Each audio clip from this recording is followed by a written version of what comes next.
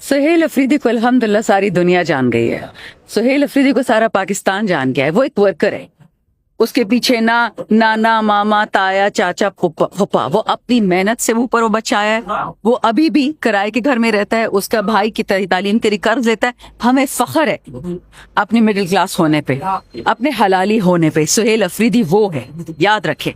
इमरान खान का ये कमाल है, वो जिस चीज को हाथ लगाता है सोना बन जाता है। और रही उसकी गैर पार्लिमानी लैंग्वेज, शुक्र अल्हम्दुलिल्लाह जो पार्टी, मतलब इन सम सेंस हम सब बादशाह खान के भक्त हैं, खुदाई खिदमतगार के भक्त। हम जितने भी खड़े हैं हम ओन करते हैं बादशाह खान को।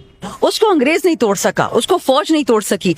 65 साल पाकिस्तान के बनने के बाद भी बादशाह खान क्यों सॉलिटरी कन्फाइनमेंट में होता था? लोगों की 65-60 उम्र नहीं होती है। बादशाह खान ने 65 साल सॉलिटरी कन्फाइनमेंट में गुजारे। क्यों गुजारे?